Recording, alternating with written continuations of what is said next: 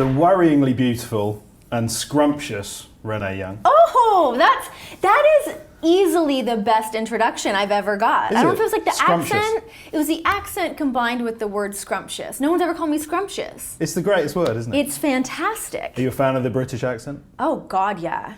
Thanks very much. Yes. Thanks very much. I don't understand how somebody couldn't be. I mean, it's charming, it's eloquent. It's sexy. Very sexy. Yeah, sexy, endearing, charming, all of those things. Well, that's the best intro I've ever had. There you go. So thank you for that. Tit for tat. Tit for tat. Now, Renee Young, you are the WWE superstar who gets to interview all the other superstars, but you're rarely interviewed yourself. I know, it's So I weird. thought this was a really good opportunity. I specifically requested this interview. You did? I did, I promise you I did. Because you just want to call me scrumptious. Yes. We just wanted to have this face-to-face introduction. Yes. I feel like it's cool. I like being on the other side of being interviewed, but at some point I might flip the script a little bit and just throw questions back at you. Okay, this could be interesting. Stay on your toes. Okay, I will. Right, so you started your career as a sports show host on The Score in Canada, but I understand it was comedy acting that was your first kind of love. Is that correct? Yeah, absolutely.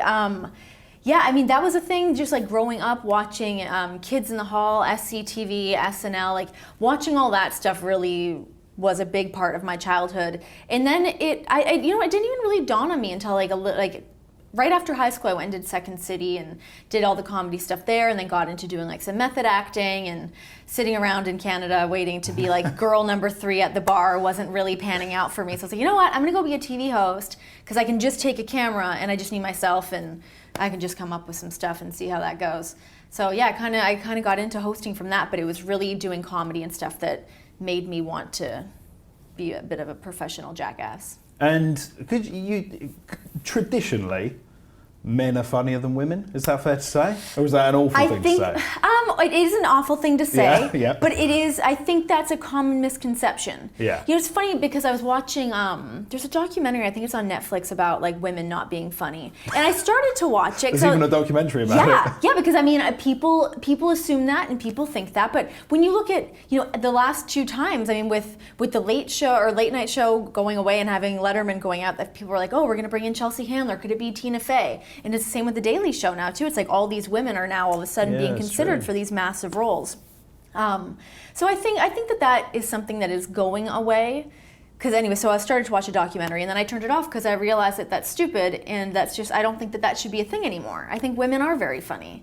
And so what was it about comedy that you really gravitated towards? Making people laugh is the best. Really? Making people laugh, but also like I have a very self-deprecating style of humor that I think not a lot of Americans do. They don't, and it's Canadian, weird. Anyway. Exactly, but that's like, I think in Canada and in the UK, it's like they're very similar styles of humor. It's very dry. Yeah. Self-depreciating is definitely one of those qualities that, like, I mean, watching Little Britain was one of my favorite shows as well. Oh, really? Like, oh my God, it's funny. I just realized I was cleaning up my apartment and found a Little Britain coffee table book that I had that's just like filled. I saw a tweet about that. Yeah. I was so happy when I found that.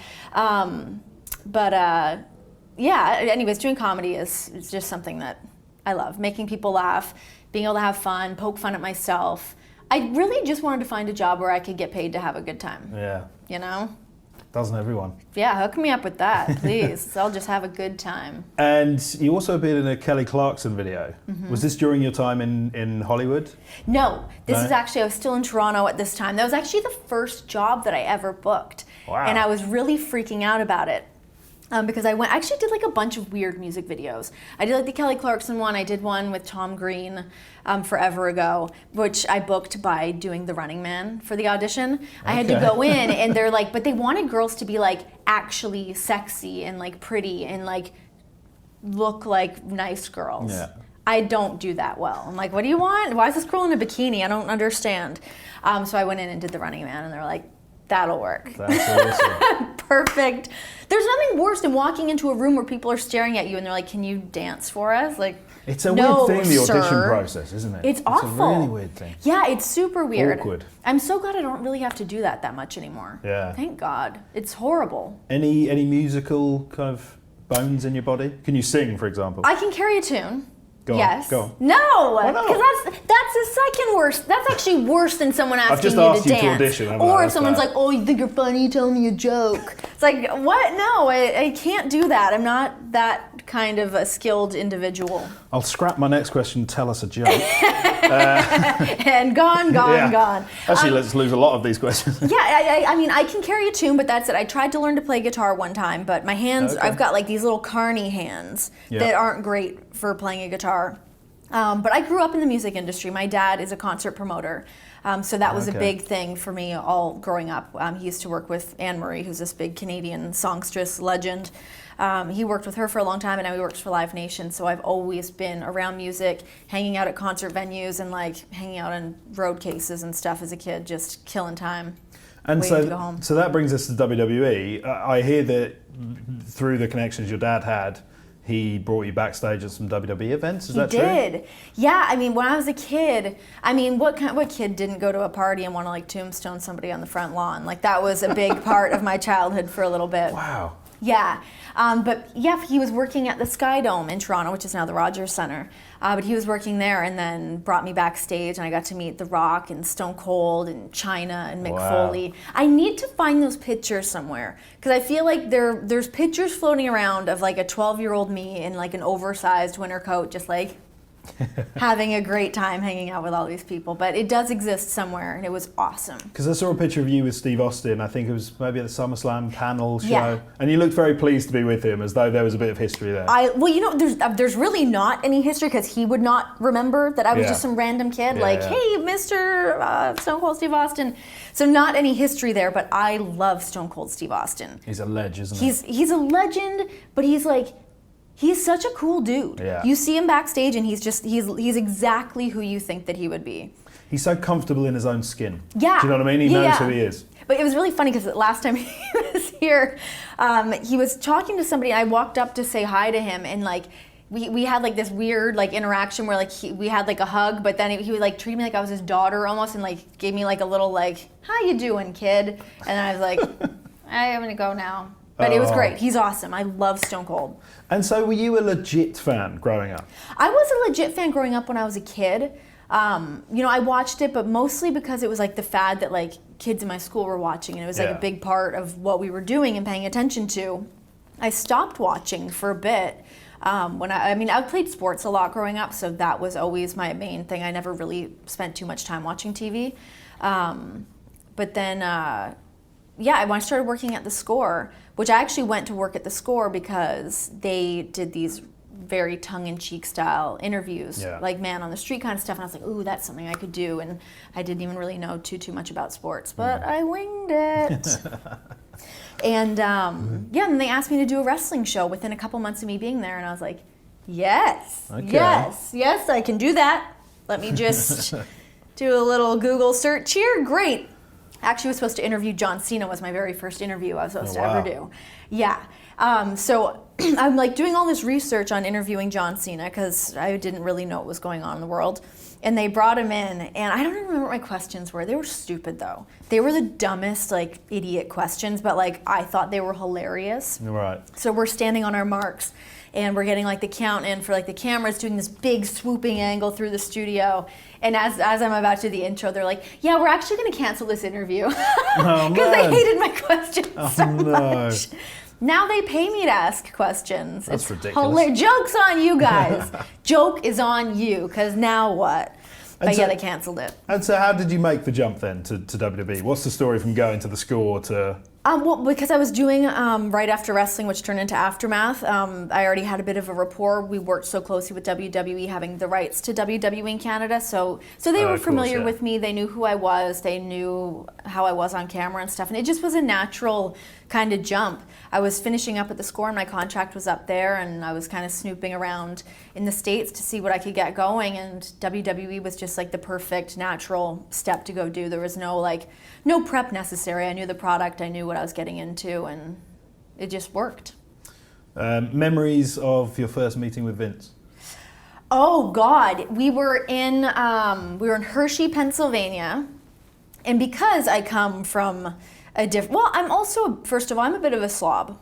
to be honest. Really? I don't believe that. Well, looking at you today. No, but it takes a little while. It takes a small army and things have to come together. Okay. But I was really of the impression that normally when you work in TV or you're going to a shoot or you're going to do something, you usually show up without any makeup because you're going into the makeup chair anyways. Yeah.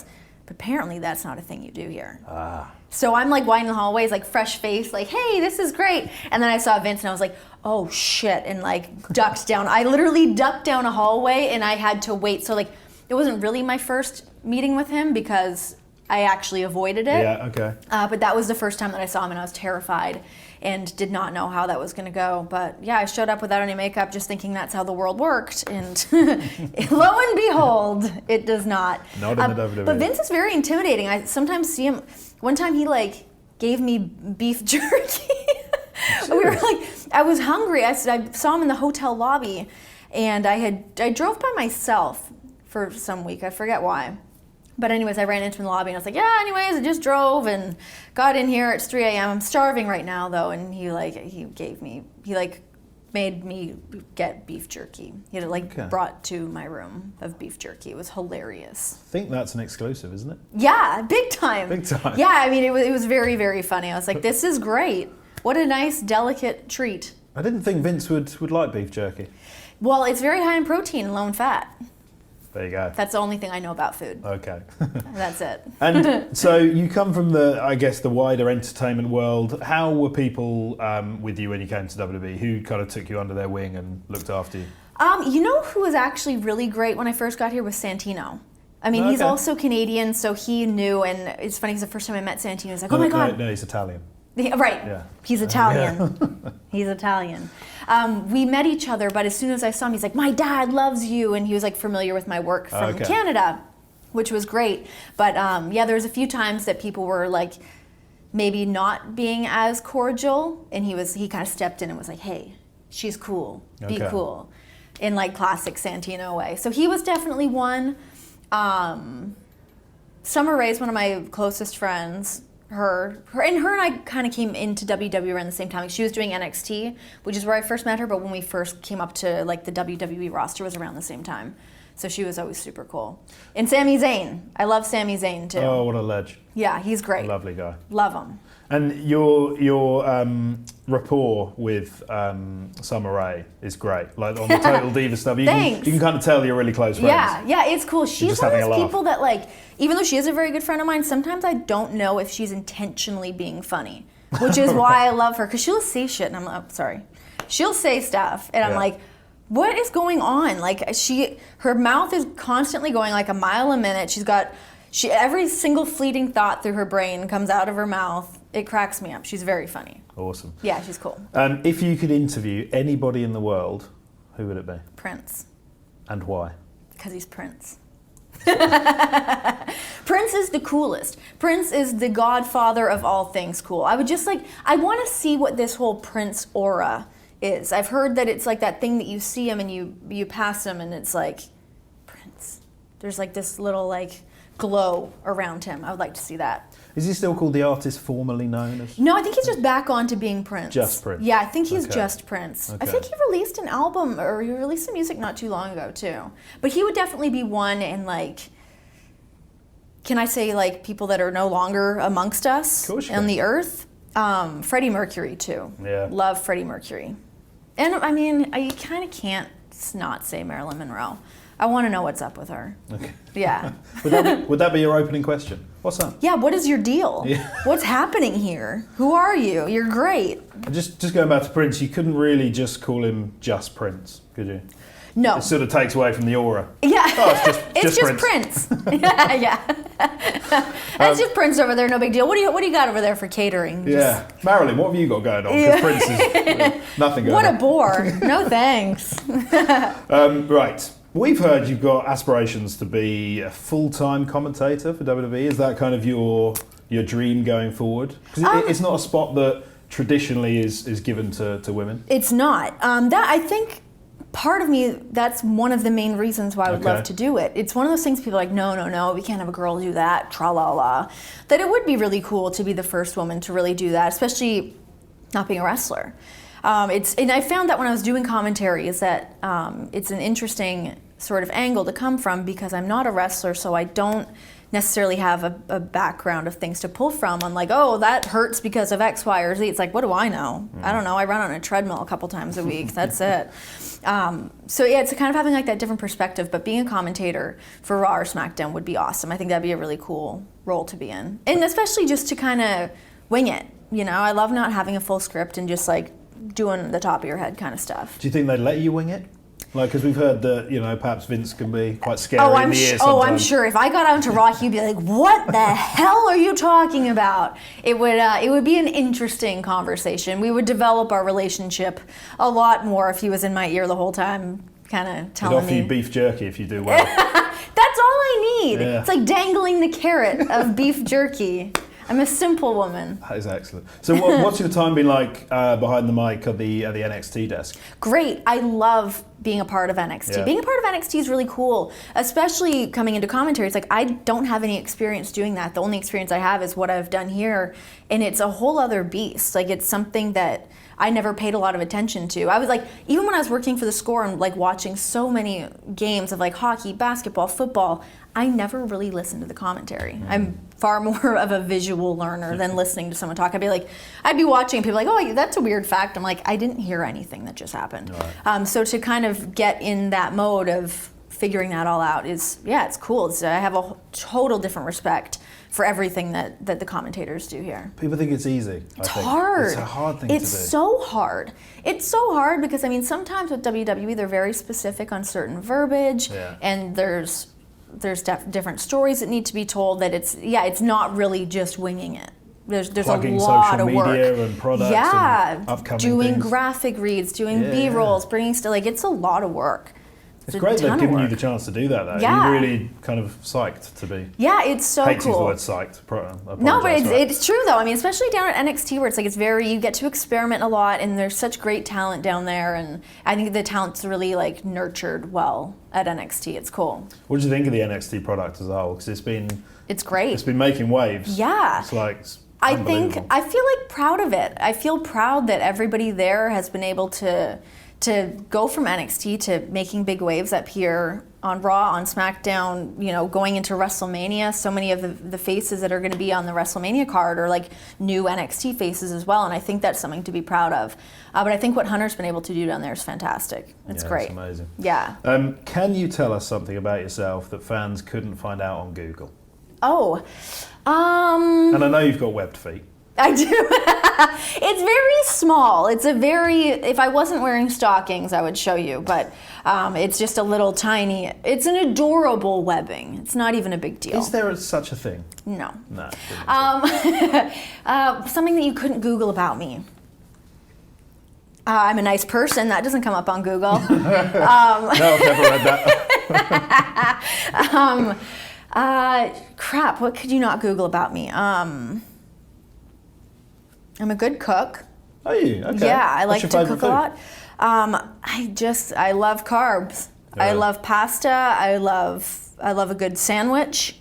I mean, cooking wise, I made a really good like mushroom truffle risotto one time, and it was Emerald Bam. It was good. It was what? Sorry. Emerald. The chef Emerald goes bam. Right. Okay. Yeah, it's a weird cooking thing, but that's something. I'm a pretty good chalk drawer. Oh. Yeah, I have a chalkboard that I keep in my kitchen that I will draw movie posters on.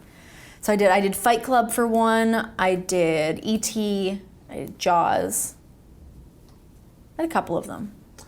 I think you're the coolest girl I've ever met. Oh! Which is a Me shame and you because are I'm in married love, now. I think. Yeah, I'm a little bit in love. It's fine. We'll work around it. Okay. We'll let everyone in on it. It's fine.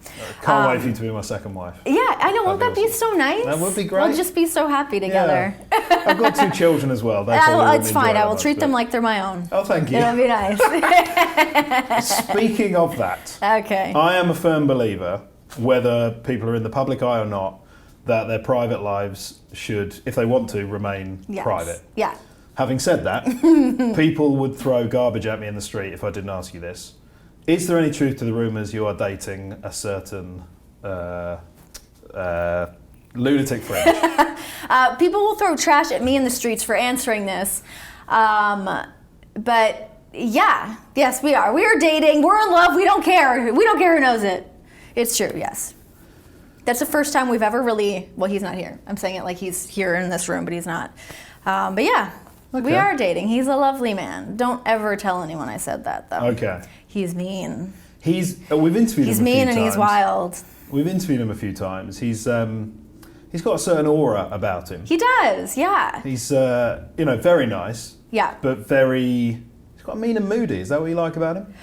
Well, you know what is, I can't give away too much because we are very private about our relationship. Which is a good thing. And it's because we respect it and we don't need people knowing about it or caring what we're doing. I'm not going to post pictures of us on the internet or anything But yeah, I mean, people berate me no matter what I post on the internet of tell us about Dean, we hate you. But no, he's very nice and he is adorable. That's a good start. He's very nice. He is, but but people wouldn't assume that. He's a lot different than people would know. Yeah. Yeah. And the whole social media thing, do you think that's, because it's changed this business, hasn't it? Hugely. Absolutely. Do you think in a good way or in a frustrating way? I think in a very frustrating way. Really? Yeah. I think there's obviously a lot of great that can come from social media, but I think that it's abused a lot. I think that people put too much stock in other people's lives that they don't know, as far as bashing people on the internet or, I do a lot of the Be a Star stuff as well, and social media and the kind of hazing that goes on the internet's really bad. And I think especially amongst women is really bad. I mean, guys can be bad too, but I think especially from my own experiences, that I think that there should be lessons learned of there should be reprimandation. Is that the word? Is that even a word? Something It is today. It is today. There should be some kind of penalization for what people do, and there's not. There's no policing of how people can behave on the internet. But it's even beyond that. It's call your mom, go hang out, go out for lunch. People are too much on their phones and not having real human relationships, and I think that's a shame. And from a kind of WWE product backstage point of view, how do the boys and the divas react to how open things are now? Because we were chatting to Cesaro yesterday, and he was kind of surprisingly frustrated at how social media has changed things. Yeah, I think, there's definitely some frustrations in the sense that, very rarely, not very rarely, there are people on the internet that are nice and normal that will give you nice feedback, but some of the time, that's not the stuff you even remember anyway. So someone tells you, oh, you look fat today. You're like, oh God, what? That's the stuff that you think about and look at. But at the same time, you get instant reactions from things, and you can kind of navigate it whichever way you want, and kind of, I think it depends on your own personality and how you perceive things and how that's going to kind of affect you. But ultimately, I just think there's too much access to things on your phone, and people just don't use their brains enough anymore because they don't have to. Yeah, no one's ever said you look fat, surely. Actually, yeah, I got one today. It was great. He actually said that I was pale, fat, and I looked like a man with a man dick. Something like that. But sometimes people I don't know if you can even air that, but it was hilarious. Some of the stuff that people say is so mean that it's funny, And I was actually just marathon watching celebrities reading mean tweets the other day, so it made me laugh. But yeah, it's very funny. You just got to block. I've told my dad to stop tweeting, but you know what? They don't understand the internet. They can just get to you. Dad, stop. Renee's nice. Leave her alone, Dad. Okay, so here we are, backstage at Raw, road to WrestleMania. Very exciting time to be a fan and a superstar. What's the kind of backstage feeling like in the road to WrestleMania? I imagine it's a very kind of hectic, mad time for you guys. It's intense, yeah. It really is people fighting for their position, people trying to see where they're going to be on the card, what match they're going to have, how much time they're going to have for that match, how much time is going to be cut, and just leading into the week that is WrestleMania, which is intense on its own of appearances, and people have signings, and there's Be a Stars. We've got all this WrestleMania Today, I believe the show's going to be called, that they're going to be doing at Access. Awesome. There's just so much going on. So it's really exciting, and it's the fact that it's already here again is crazy. Time just flies so fast, but it's fun. Everyone's getting amped up. Girls are getting their dresses. People are getting their gear made. It's cool. And what are you most looking forward to about WrestleMania? And crucially, what's your prediction for Brock Roman? I just don't have it in me to go against Brock Lesnar. He ruined The Undertaker's streak. I don't know that he's stoppable. But if someone stops him, well, damn. Damn. Yeah, damn. What am I most looking forward to?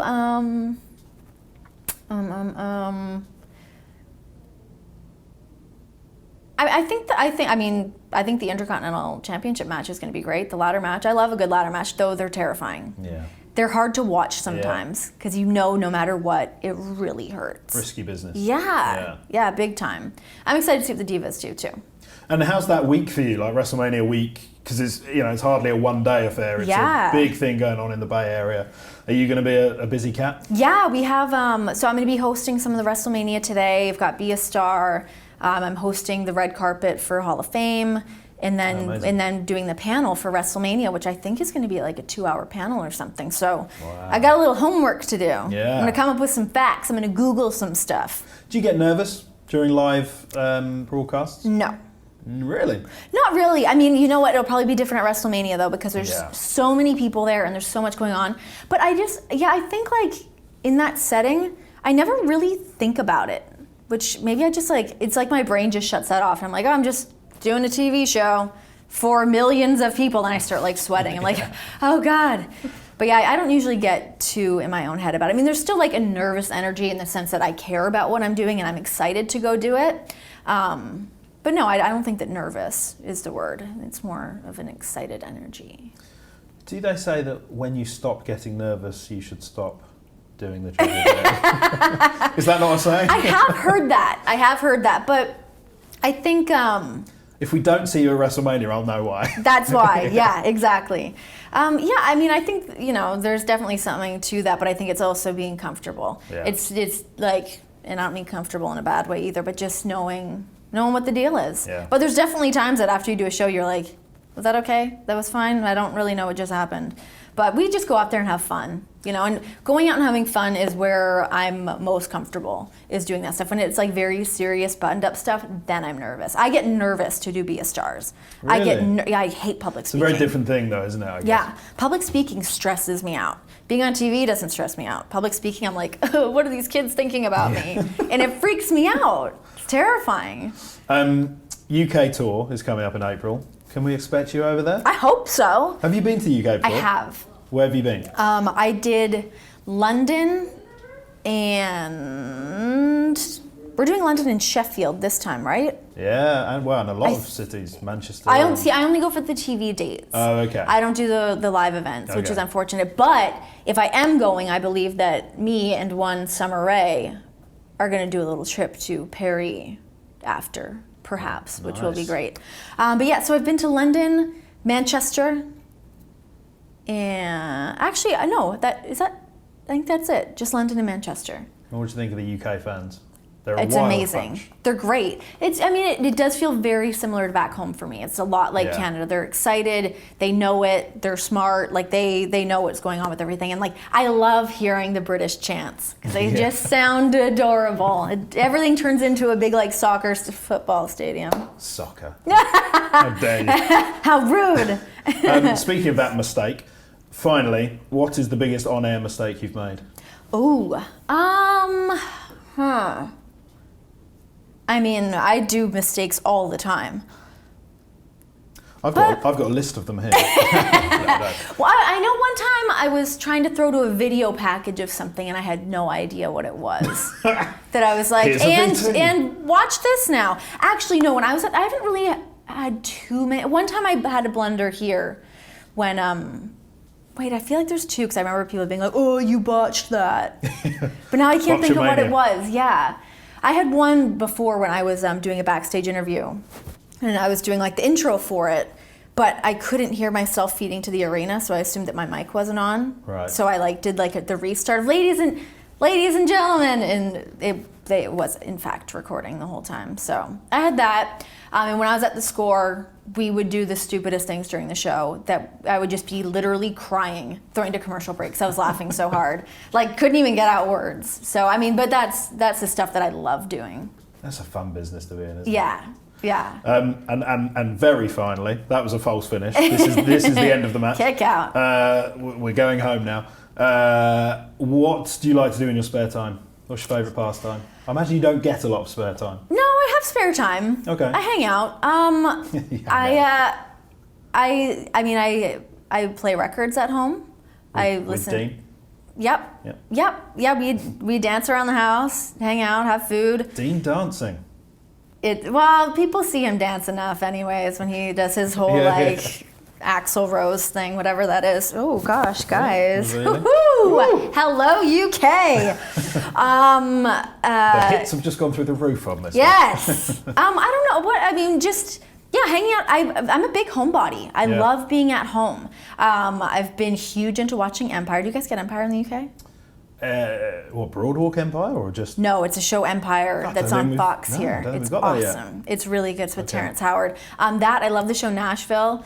But yeah, ordering in sushi, hanging out at home and having a glass of wine is like my favorite.